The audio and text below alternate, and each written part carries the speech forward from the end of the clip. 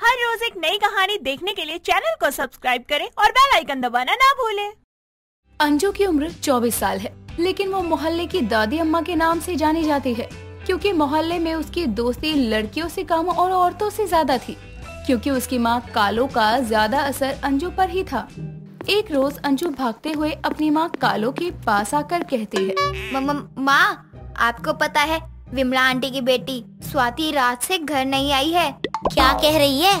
हाँ माँ, वो तो रात से घर ही नहीं आई है, भाग गई है। मुझे तो यही लगता है, आप ही विमला आंटी से पूछो ना। कालो ये सुनकर विमला के घर जाती है चीनी मांगने के बहाने से, और विमला के घर जाकर इधर उधर ताक झाँक करके विमला से कहती है, विमला, चीनी चाहिए थी, थोड़ी सी खत्म हो गई है, चाय बनानी है, हो तो दे दे। हाँ कालो, देती हूँ। विमला, आज स्वाति कहीं नजर नहीं आ रही है, कहीं गई है क्या? नहीं, वो अपने मामा के घर गई है, कल कॉलेज से ही चली गई। उसकी नानी की तबीयत खराब है ना, तो। अच्छा, चल ठीक है। ये सुनते ही विमला के घर से चीनी लिए हुए कालो पड़ोस की दूसरी औरत कांता के घर जाती है और कांता से कहती है, सुन कांता, तुझे पता चला विमला की बेटी भाग गई? तभी वहाँ पर कालो की बेटी अंजू आ जाती है और वो भी कांता से कहती है, हाँ सही कह रही है माँ कांता आंटी, स्वाति रात से घर नहीं आई है और अब भी नहीं है। बताओ कैसा समय आ गया है, राम राम।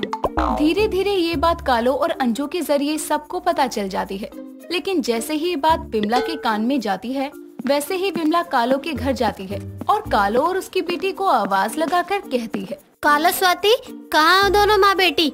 यही है, क्यों इतना गला फाड़ रही है विमला? तू जैसी थी ना, वैसे अपनी बेटी को भी बना दिया। दोनों माँ बेटे चुगलखोर हो।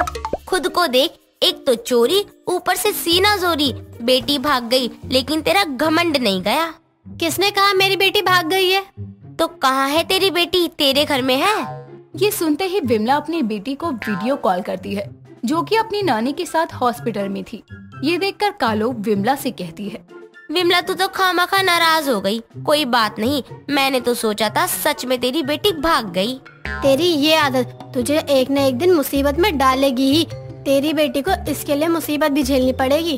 अरे मैं अब इसे इन सब से दूर रखूंगी।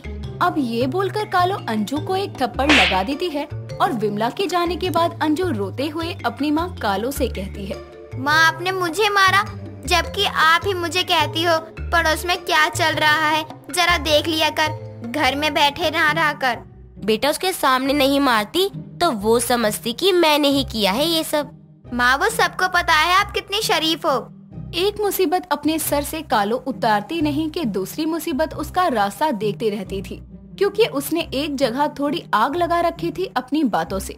वो तो हर जगह किसी न किसी की बुराई करती ही रहती थी, पर इस बार तो कालो की बेटी ने अपनी माँ की चुगली कांता के आगे कर रखी थी, और वो ये थी कि कालो 1 महीने पर नहाती है, सिर्फ उसे कपड़े बदलने और अच्छे दिखने से मतलब था, और ये बात कांता लगभग हर जगह पो देती है। और जैसे ही कालो कांता से बात करने जाती है, तो कांता कालो से कहती है, मैं अभी आती हूँ, गैस पर चावल चढ़ा रखा है, जल जाएंगे। फिर कालो विमला के पास बात करने जाती है, पर विमला भी बहाने बनाते हुए कालो से कहती है, अरे कालो, मुझे तो छत पर कपड़े डालने जाना है, मैं शाम में आती हूँ। अब कालो को ये समझ नहीं आ रहा था कि आखिर वो जिससे भी बात करने जा रही है, वही उससे दूर क्यों भाग रहा है। तभी कालो घर आती है और अपनी बेटी अंजू से कहती है, अंजू देख, ना जाने आज क्यों मुझसे सब दूर भाग रहे थे। क्योंकि माँ, आपको नहाए हुए 25 दिन हुए हैं, फिर भी कह रही हो क्यों सब भाग रहे हैं। मैंने ही तो सबको माँ की बदबू से भगाया। तभी अंजू की दोस्त और विमला की बेटी स्वाति अंजू के घर आती है और कालो को देखकर कहती है, आंटी जी नमस्ते, आप ठीक तो है ना? और खाना पीना नहाना हो गया? अरे ये मैंने क्या बोल दिया, आप तो नहाते ही नहीं है ना? ये बोलकर स्वाति हंसने लगती है। तभी कालो स्वाति से कहती है, ये तुझे किसने कहा? तभी मैं सोचूं तेरी माँ के आस तेवर क्यों बदले हुए हैं, जरूर उसी ने मुझसे बदला लिया है। आंटी जी, आप मेरी माँ के बारे में कुछ भी मत बोलो। क्यों ना बोलूं? तुझे पता भी है लोग मुझे कैसे देख रहे हैं और देखकर नाक बंद कर रहे हैं। तो वो आप अपनी बेटी से ही पूछो, उसने ही सारे मोहल्ले में ये गाना गा रखा है। अब ऐसा गाना गाया है तो आपकी बदनामी तो होगी ही ना। किसने? अंजू ने ऐसा कहा? हाँ बिल्कुल, उसे भी लगा होगा। इसी बहाने कम से कम माँ नहाई तो। ये बोलकर स्वाति जैसे हंसने लगती है, वैसे ही अंजू के फेस पर एक चप्पल उड़ती हुई आती है और अंजू को जाकर लगती है, जिसके बाद माँ बेटी में खूब लड़ाई होती है। लेकिन तभी कालो देखती है कि कांता के घर से झगड़ने की आवाजें आ रही है और ऐसे में कालो अपनी बेटी से लड़ना छोड़कर कांता के घर की खिड़की के पास जाकर खड़ी हो जाती है और वो कांता की बातें सुनने लगती है। तभी कांता अपनी बेटी रूहानी से कहती है, क्यों रे करमजली, तुझे मैंने आज ही देखा है कैसे कालू के बेटे से नैन मटका कर रही थी।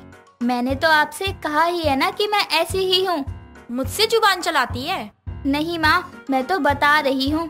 जैसे ही कालो ये सुनती है कि उसके बेटे रोहन के साथ कांता की बेटी का चक्कर चल रहा है, वैसे ही वो अपने कदम कांता के घर बढ़ाने लगती है और वैसे ही कांता के छत से फूलों का गमला कालो के सर पर जा गिरता है और कालो के चिल्लाने की आवाज से कांता बाहर आती है तो देखती है कि कालो नीचे बेहोश पड़ी है और पास एक टूटा हुआ गमला पड़ा है। ऐसे में कालो को हॉस्पिटल ले जाया जाता है। डॉक्टर कांता और अंजू से कहते हैं, अच्छा हुआ आप इन्हें सही समय पर ले आए, वरना बहुत बड़ी प्रॉब्लम हो सकती थी।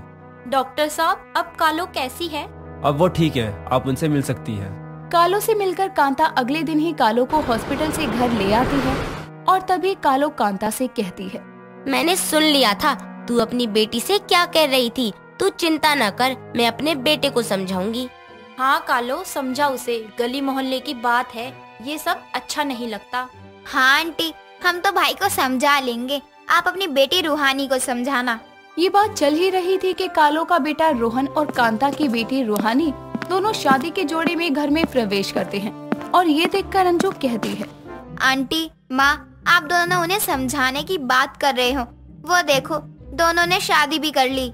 अंजू के इतना बोलते ही जैसे ही कालो और कांता आपस की बातचीत को छोड़कर दरवाजे की तरफ देखते हैं तो पाते हैं कि उनके बच्चे शादी के जोड़े में दरवाजे पर खड़े हुए हैं और ये देखकर दोनों की सिट्टी पिट्टी गुल हो जाती है और इसके बाद में दोनों के बीच एक घमासान झगड़ा होने लगता है। तुझसे तेरी एक बेटी संभाली नहीं गई कांता, और तुझसे तेरा ये नालायक बेटा।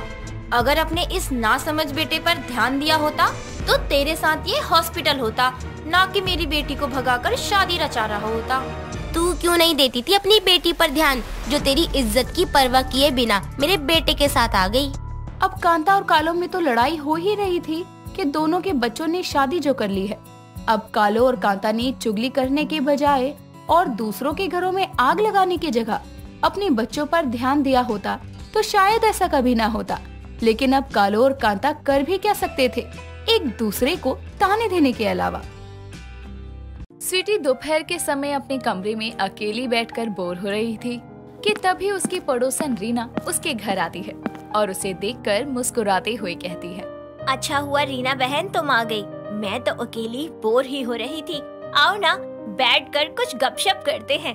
अब जिसका पति दूसरे शहर में कमाने बैठा है, सास 2 दिन से अपने रिश्तेदार के घर बैठी है, वो बेचारी घर में अकेली बोर नहीं होगी तो क्या होगी। अब तुम क्यों जले पर नमक छिड़क रही हो? नमक छिड़कने नहीं, मांगने आई हूँ। घर पर खत्म हो गया है इसलिए, और ये बात करने का समय नहीं है मेरे पास अभी, इसलिए जल्दी से नमक दे दो। क्या रीना बहन, हमेशा काम से आती हो, कभी फुर्सत में भी आ जाया करो, लाती हूँ नमक। अच्छा सुनो, ये तो बताओ भाई साहब आएंगे कब? चिंटू के पापा पूछ रहे थे, इन्होंने उनसे कुछ बिजनेस की बात करनी थी ना, इसलिए। अभी तो कुछ नहीं पता, लेकिन बात करके बताऊंगी तुम्हें। इतना कहकर वो किचन से नमक लाकर रीना को दे देती है और कमरे में जाकर सीधा फोन अपने बेंगलोर में रह रहे पति अनवीत को करती है। लेकिन फोन अनवीत की जगह कोई लड़की उठाती है। हेलो, कौन? फोन दो इधर। हाँ हेलो। अनवित, ये फोन किसने उठाया था? कोई लड़की थी ना? नहीं, मैंने उठाया था, लेकिन वो टीवी चल रहा है ना, तो उसमें बोल रही होगी लड़की, तो आवाज आ गई होगी तुम्हें। तुम बताओ कैसे याद किया मुझे? कैसे याद किया का क्या मतलब है? मैं आपको भूलती कब हूँ जो याद करने की जरूरत पड़े। आप तो ये बताओ, दिल्ली कब वापस लौट रहे हो? आपके बिना मेरा मन कैसे लग रहा है यहाँ, आपको पता भी है, और आपका मन कैसे लग रहा है वहाँ मेरे बिना? मन ना भी लगे तो लगाना पड़ता है, क्योंकि काम करूँगा तभी तो पैसे आएंगे ना। जी देखो, काम का बहाना तो बनाओ मत, सच बताओ, कहीं किसी और से मन तो नहीं लगा बैठे? अरे मन क्या कोई स्टिकर है तो कहीं भी लगा दूंगा। अब काम ही इतना है कि अपने लिए समय नहीं है, तो मन लगाने के लिए समय कहाँ से लाऊंगा। ये लो, फिर बॉस का कॉल आ गया। चलो रखता हूँ, हाँ बाय। अरे पर स्वीटी बोलती ही रह जाती है और अन्वित कॉल कट कर देता है। अन्वित से इतनी बात होने के बाद भी उसका दिमाग लड़की की आवाज के आए हेलो पर टिक जाता है। ठीक एक हफ्ते बाद अपनी सास के घर लौटने पर स्वीटी बैंगलोर की टिकट बुक करवाकर बिना बताए अन्वित के बैंगलोर वाले फ्लैट पर जाती है और बेल बजाकर आंखें बंद किए खड़ी हो जाती है। तभी दरवाजा खोलकर उसका स्वागत उबासी लेती हुई उसकी सौतन अलसी करती है। दरवाजा खुलने की आवाज आते ही स्वीटी अलसी को अन्वित मानकर उसके गले लग जाती है। ओ अन्वित, एक मिनट अन्वित, तुम इतने पतले और सॉफ्ट कैसे हो गए? और ये आजकल तुमने लेडीज परफ्यूम लगाना शुरू कर दिया क्या? अरे मोरी मैया हटो, मैं अन्वित नहीं उसकी पत्नी हूँ, हटो और अपनी अखियों के झरोकों को खोलो यार। इतना कहकर अलसी स्वीटी को दूर करती है। तभी अन्वित भी वहाँ आता है और स्वीटी अपनी आंखें खोलती है तो हैरानी से अपनी सौतन और अन्वित को घूरती रह जाती है। क्या कहा तुमने? तुम उनकी पत्नी हो? अच्छा, तो अब समझी कौन से काम में मन लगा रहे थे आप, तभी मुझे फोन करने की फुर्सत नहीं मिलती थी। मैं अरे अब क्यों घबरा रहे हो? आप तो इतनी हिम्मत वाले हो, बीवी के होते हुए सौतन भी ले आए। तुम अचानक यहाँ कैसे? मुझे देखकर आपको खुशी होगी यही सोचकर चली आई थी, लेकिन यहाँ आकर तो मेरी ही खुशी दुख में बदल गई। अरे यार कितना बोल रही हो, मैं तुम्हारी सौतन हूँ तो तुम मेरी अम्मा थोड़ी हुई, सौतन ही हो ना तुम भी मेरी, तो क्यों फालतू में बहस करके नींद दिला रही हो मुझे। स्वीटी गुस्से में पहले तो घर से बाहर जाने लगती है, लेकिन फिर कुछ सोचकर अपना बैग पटकते हुए वहीं रुक जाती है। समय बीतता है। अब वो अपनी सौतन के साथ एक घर में रहती थी। एक सुबह जब वो रसोई में जाती है तो देखती है कि उसकी आलसी सौतन गैस पर दूध चढ़ाकर खर्राटे मार रही है। ओहो, तो ये है मेरी आलसी सौतन की रसोई। देखो तो कैसे सोई पड़ी है। अरे ओ उठो। तभी वो एक थाली और चमचा लेकर जोर जोर से बजाने लगती है, जिसकी आवाज से अलसी जाग जाती है और कान बंद करके कहती है, अरे रसोई में क्यों शोर कर रही हो? ये रसोई नहीं, तुम्हारी आलसी रसोई है। अरे देखो तो, तेज आंच होने पर भी दूध उबलने का नाम नहीं ले रहा। पूरी रसोई में अपना आलस फैला रखा है। बर्तन भी इधर उधर लुढ़के पड़े हैं। पता नहीं रसोई में खाना कैसे बनता होगा। ये अलसी की रसोई है, यहाँ खाना जैसा भी बने तुम्हें नहीं मिलने वाला, समझी? अरे नहीं चाहिए तुम्हारी आलसी रसोई का खाना। आज मैं खुद खाना बना लूंगी, अपने और अपने उनके लिए। इतना कहकर वो फ्रिज से सब्जियां निकालकर काटने बैठ जाती है और एक और उसकी आलसी सौतन अलसी सो कर आलस से नाश्ता तैयार करती है और वहीं स्वीटी फटाफट से मजेदार नाश्ता बनाकर तैयार कर अन्वित के लिए लेकर आती है। खाने की खुशबू सूंघकर ही अन्वित का चेहरा खिल उठता है, लेकिन नाश्ता अलसी की जगह स्वीटी को लाते देखकर वो नजरें चुराने लगता है। अब नजरें चुराने से क्या होगा? अरे सौतन बनाया भी तो किसको? एक आलसी को। अरे इसका तो नाम भी अलसी की जगह आलसी होना चाहिए था। अब देख क्या रहे हो, खा भी लो। जी नहीं, अन्वित मेरे हाथों का बना खाना ही खाएगा। देखो स्वीटी सिर्फ अपनों के लिए स्वीट है, बाकी सबके लिए सौर है। सौर नहीं शोर होता है वो। बताओ कुछ पता वता है कि नहीं? अरे ओ, आड़ी बाड़ी से पढ़कर निकली हो क्या? स्वीट का उल्टा सौर होता है। इंग्लिश में पढ़ा नहीं है क्या? मीठा कड़वा समझती नहीं हो? अरे परे हटो। अन्वित नाश्ता करो तुम। हाँ हाँ करो करो। इस आलसी सौतन की रसोई में बना हुआ मुरझाया सा नाश्ता करो। नहीं नहीं अलसी, मैं क्या कह रहा था, रोज तो तुम्हारे हाथ का ही नाश्ता करता हूँ, आज स्वीटी का बनाया नाश्ता भी चख लेता हूँ। इतना कहकर वो उसके बनाए नाश्ते को साइड कर स्वीटी का बनाया नाश्ता करने लगता है।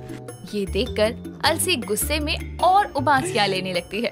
उसे ऐसे करते देखकर स्वीटी मन में कहती है, हाय दैया, इसका तो गुस्सा भी आलसी है। हे भगवान, किस आलस की दुकान को मेरा सौतन बना दिया। समय बीतता है। अपनी आलसी सौतन की रसोई का हाल स्वीटी से बर्दाश्त नहीं होता था, क्योंकि अलसी खाना बनाकर आलस के चलते कभी रसोई को ढंग से साफ नहीं करती थी और न ही रसोई में कोई सामान ढंग से अपनी जगह पर रखती थी। जितना परेशान वो अपनी सौतन से नहीं थी, उससे ज्यादा परेशान वो रसोई की उजड़ी और अलसाई हालत से थी। एक रोज आलस के चलते अलसी अन्वित को बासी पड़ी रोटियां परोस देती है, जो कि गर्मी के कारण खराब हो जाती है, जिसे खाते ही अन्वित उगल देता है। ये क्या है अलसी, इस रोटी में खटास कैसी? खटास? वो क्योंकि ये रोटी बासी है जो कल इस अलसी ने शाम को बनाई थी, और बेंगलोर का तापमान इतना है कि गर्मी के कारण रोटी खराब हो गई। नहीं, ऐसा नहीं है, वो तो बस करो, तुम्हारी रसोई का खाना खाकर तुम्हें फूड पॉइजनिंग का शिकार हो जाऊंगा। तुम पहले तो ऐसी नहीं थी अलसी। पहले तो आप भी ऐसे नहीं थे। अरे मैं तो माँ जी से कहकर आई थी कि आपको साथ लेकर लौटूंगी, लेकिन आपने जो किया उसके बाद तो लगता है आप इस अलसी और मेरी इस आलसी सौतन की रसोई का खाना खाना ही डिजर्व करते हो। मैं अकेले ही वापस जा रही हूँ। स्वीटी रुक जाओ, मुझे अपनी गलती का एहसास हो गया है, मुझे माफ कर दो। मैं तुम्हारे बिना नहीं रह सकता, आखिर तुम मेरी पहली पत्नी हो। अच्छा जी, मुझसे शादी करते वक्त तो ये ख्याल नहीं आया तुम्हें? तुम ऐसे कैसे कह सकते हो? हाँ तो इतना आलस करके क्यों खाना बनाती हो? स्वीटी, मैं पूरी जिंदगी तुम्हारी इस आलसी सौतन की रसोई का खाना नहीं खाना चाहता, माफ कर दो मुझे। माफी मिलेगी ना? क्यों नहीं मिलेगी, बिल्कुल मिलेगी, वो भी डिवोर्स पेपर के साथ। इतना कहकर स्वीटी अपना सामान उठाए उस घर से रवाना हो जाती है और अन्वित अपना सर पकड़कर बैठ जाता है। दोस्तों, अगर आपको ये कहानी पसंद आई तो इसे लाइक करें, शेयर करें और कमेंट करके बताएं कि कहानी में आपको सबसे अच्छा क्या लगा।